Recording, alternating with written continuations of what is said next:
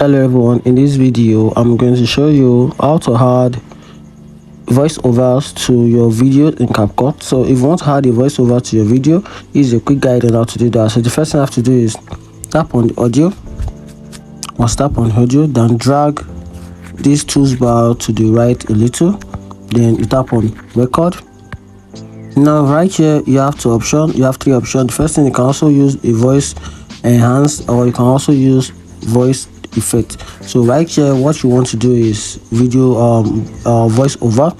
So just tap on this button right here, tap and press and hold to record your voiceover.